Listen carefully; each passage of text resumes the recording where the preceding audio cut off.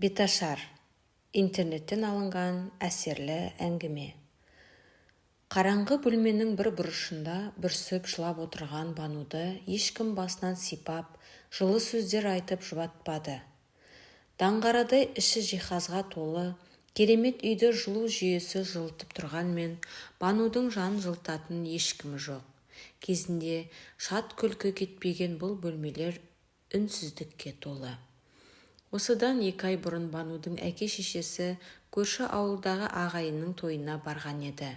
Жолда көлік апатына ұшырап, екеуі бірдей көз жұмды. Бану бұл отбасының жалғыз қызы еді. Енді отбасының жалғыз мүшесі болды. Қайғылы қазадан кейін 2 ай өтсе де Банудың көзі құрғамады.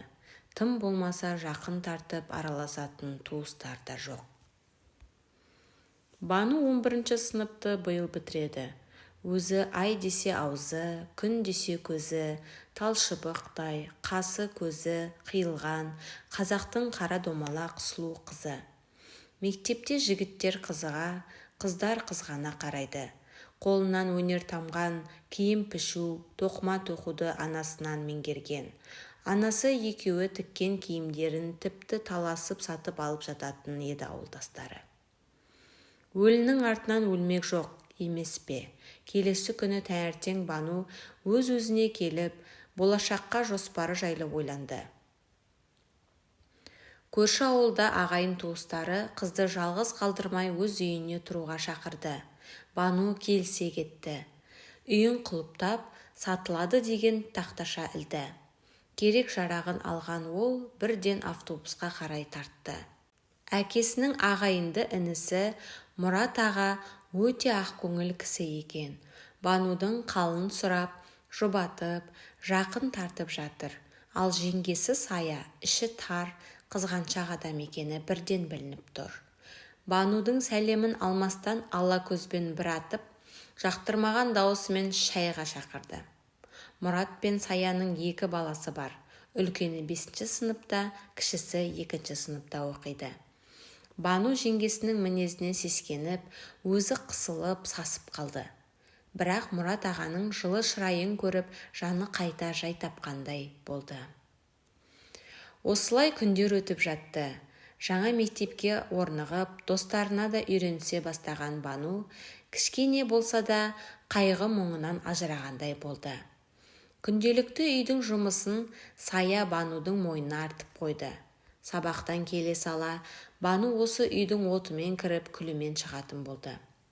Саяның балаларының кірін жуып, сабақтарына көмектесті.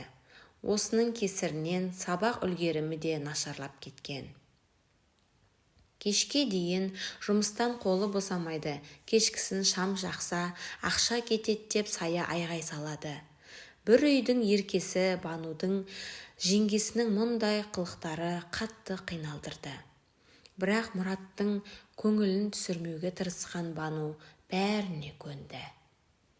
Құдай оңдап, үй де жақсы бағаға сатылды. Осы ақшамен оқу орнына түсем деген үміт Бануды жетелеп жүрді. Банудың санасында болашаққа деген үміт оты жанды. Үйдің ақшасының біразын Мұрат ағаның балаларына киім-кешек, ойыншық алып беріп, қалғанын чемоданына салып тығып қойды. Түн жарымда Саяның айқайы естілді. Ұры түсті, ұстаңдар! Деген дауысты естіген Бану жүгіріп шықты. Сая жерде Банудың чемоданын ұстап отыр екен. Банудың бар арманы, үмітінің соңғы жібі үзілгендей болып жерге отыра кетті. Көзінен тамған жастары бірінен соң бірі үзіліп жатты. Ешқандай ұры келмегені айдан анық еді. Саяның қолығы тағы да жүзеге асып кетті. Әттең қолмен ұстамаған соң, оны айыптауға ешқандай дәлелі жоқтығын, ешқандай дәрмені жоқтығын сезінді. Сиырының ақшасы, үйінің ақшасы, арманы, үміті, сенімі бәрі көкке ұшты. Тек бір апта өтпей жатып, Саяның кредитке деп алған қымбат жиһаздары, кредитке деп алған қымбат тон, қымбат етігі осының дәлелі еді. Мектеп біткен соң Бану ойланбастан қаладағы Сара деген бұрын бірге оқыған құрбысына қоңырау шалды. Қалаға жақын күндері баратынын ескертті. Сара да құрбысының келуін күтіп жүрген еді. Қуана-қуана қарсы алатынын айтты. Қала. Зуылдап жатқан, бітпейтін, таусылмайтын көлік. Автобустан аузы ашылып, жан-жағына жатырқап түскен Бануды Сара алыстан-ақ таныды. Тек Сараны тану мүмкін емес еді. Шашын сарыға бояп, қысқа белдемшесі желбіреп, биік өкше, туфлиін анық-анық басып келе жатқан қызды Бану бірден танымады. Жақындап келгенде ғана көрген ол мойнынан құшақтап алып жылап жіберді. Сара әке-шешесіне көңіл айтып, жолдың жиегінде тұрған көлікке меңзеді. Құрбысының көлік айдағанына тамсанған Бану шын жүрекпен қуанды. Екеуі Сараның пәтеріне келіп, 3-4 сағат сырласты. Бірін-бірі қатты сағынысқан құрбылар шәй ішіп отырып, бір жыласып, бір күлісіп, өткенді ой елегінен өткізді. Бану өкінішке орай жоғарғы оқу орнына түсе алмады. Қатты қамықты. Бірақ бір жағынан жұмыс істеп ақша тапсам, кейін оқып алармын деп те ойлады. Сара таныстары арқылы Бануды даяршы етіп жұмысқа орналастырды. Күндер, айлар өтіп жатты. Қаланың жайына үйреніскен Бану жақсы ақша таба бастады. Ақшасын Сараға беріп тұрды. Сараның өзі әнші еді. Түнделетіп мейрамхана, дәмханаларда өлең айтып, нәпақасын тауып жүреді.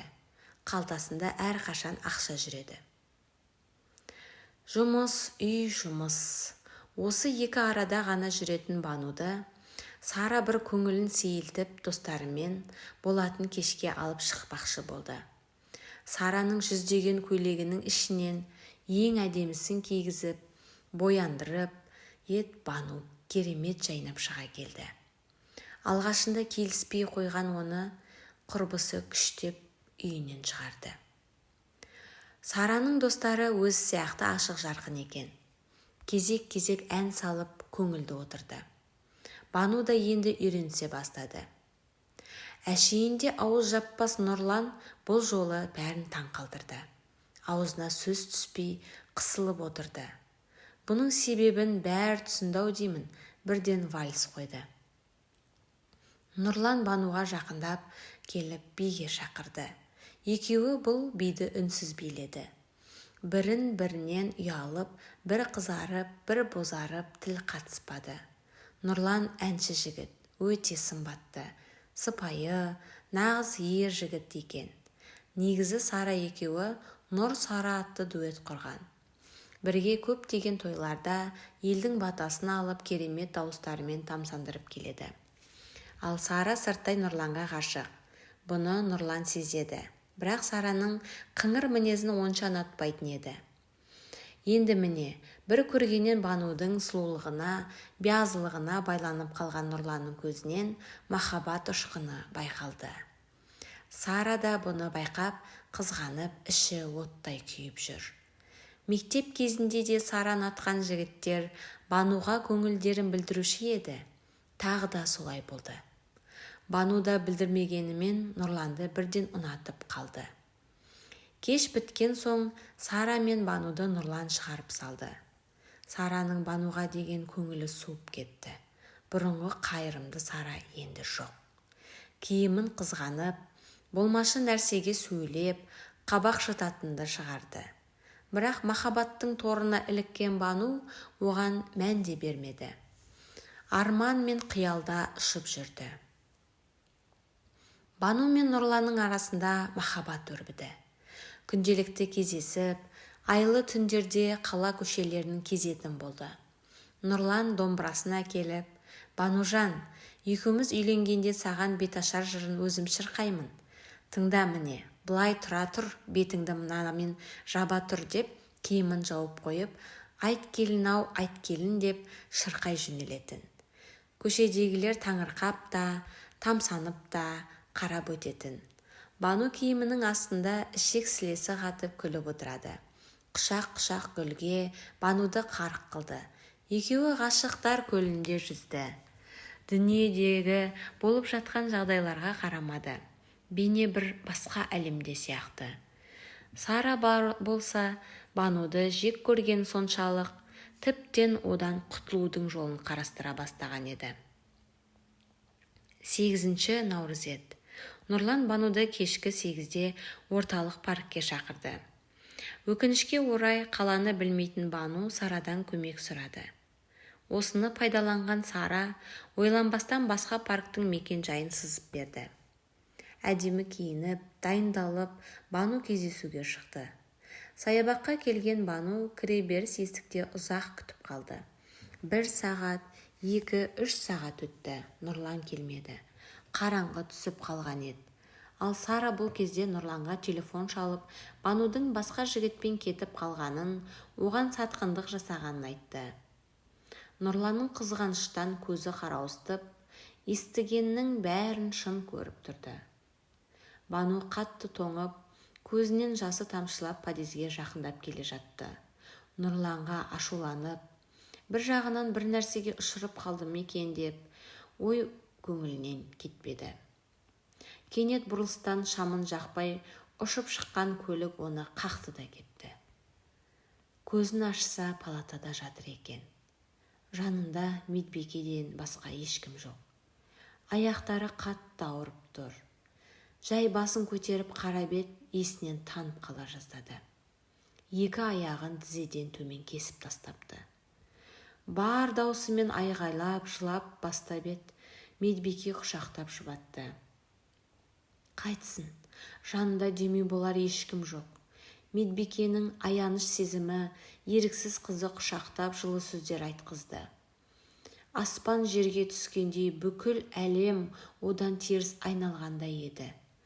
1 апта жатты. Осы 1 аптаның ішінде ешкім келмегені жанына батты. Әттең, әке-шешем-ай, жанымда болсаңдар жылы құшақтарыңмен жылытар едіңдер. Мейірімдеріңді сағындым. Неге мен? Бір кезде мейірбике сүйінші сұрағандай, Бану, жігітіңіз келіп тұр деді. Өз құлағына өз сенбеген Бану ұшып тұрайын деді, бірақ аяғын көріп, көңілі қайта түсті. Палатаға кірген Нұрлан Банудың жанына ақырын жайғасты. Бану қуанып қолынан ұстайын деп еді, Нұрлан қолын тарта қойды да, қалайсың деді. Өзің көріп тұрсың ғой деп Бану жылап жіберді. Кешір Бану, мен қоштасуға келдім, деген Нұрланның сөздері жығылғанға жұдырық болды. Кішкене болса да жанына жұбаныш іздеген Банудың жүрегі қақ айырылды. Нұрланның соншалықты қатыгез екені ойы түгіл түсіне де кірмеген еді. Кешір, ата-анама сау келін керек қой, сен де мені түсінші деді. Бану үн қатпады, терезеге тесіліп қарап жатты. Көзінің жасын сүртті де, кете бер, бақытты бол, деп нақ-нақ жауап берді. Осыны күткендей Нұрлан да тұрды да шығып кетті. Бану бұдан соң жыламады. Қайта мұндай сатқынан дер кезінде құтылғанына тәуба деді. 2 аптадан соң дәрігерлер қыздың жағдайын біліп, мүгедектер арбасын тауып берді. Ауруханадан арбамен шыққан қыз бірден Сараның үйіне тартты. Сара есігін ашты да, Бану, ренжіме, мынау киімдерің, менімен бірге тұра алмайсың. Саған бір адам керек қой қарайтын, деді кемсітіп. Бану Сарадан осыны күткен еді. Себебі оны Сараның көлігі қаққанын сезген. Киімдерінің арасынан тек керектілерін теріп алайын, көтере алмаспын деп ойлаған Бану, киімдерін ақтарып отырып, анасы екеуі тіккен көйлектерді көріп, көңілі босап кетті. Бар ішіндегі жиналған қайғысын көйлекті бетіне басып отырып жылап шығарып алды. Бұны көріп тұрған Сара еш аяушылық танытпады. Қайта Нұрланға қолы жететінін сезініп, қуанып тұрды. Тіккен киімдерін Бану орталық базардың алдына жайып қойды. Мүмкін мүгедек тіккен көйлектерді біреу аяп сатып алатын шығар деп ойлады. Негізі осы отырысынан өзі қатты қынжылды. Киімдеріне мән беріп жатқан ешкім жоқ.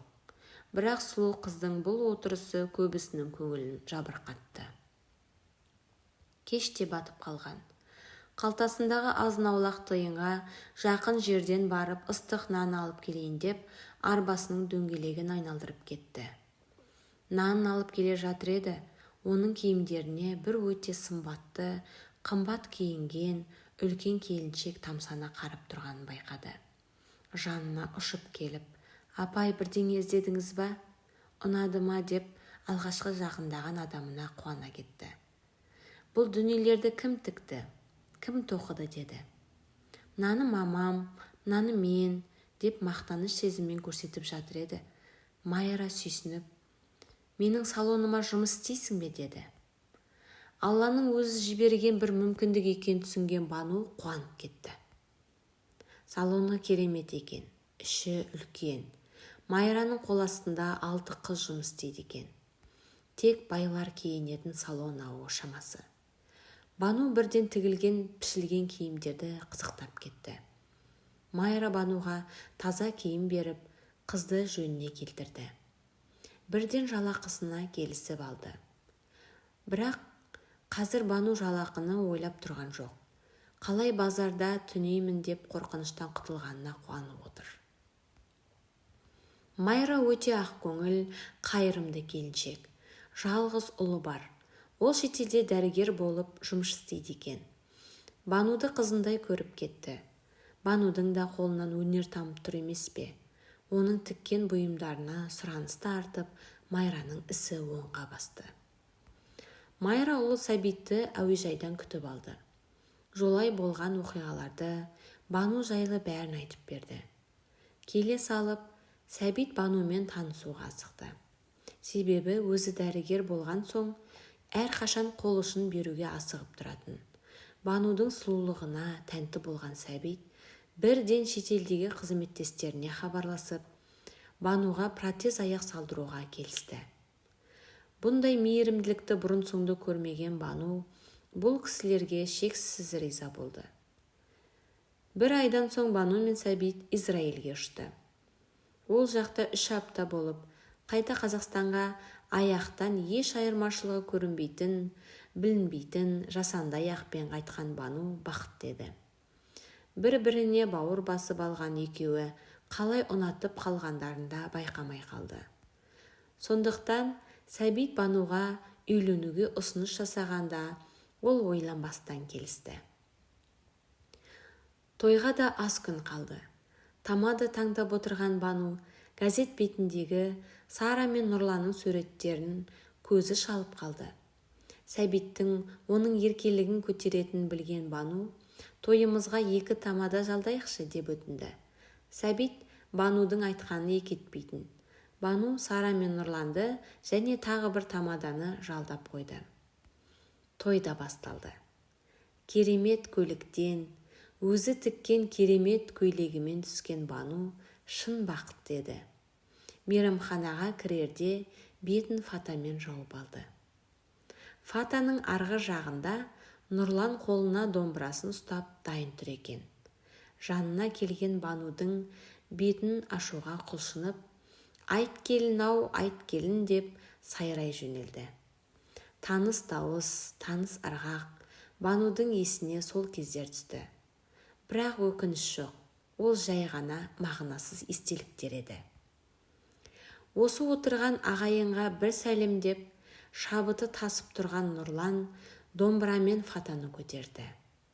Ар жағынан сұлулыққа тұнып тұрған Бануды көргенде, суық суды бастан аяқ құйып жібергендей сезінді. Өкініш өзегін өртеп, бозарып, қатты қынжылды. Сара да құрбысының қандай дәрежеге жеткенін байқап, аузы ашылып тұрып қалды. Оның қолынан жұлқып ұстаған Нұрлан киініп сыртқа шығып кетті.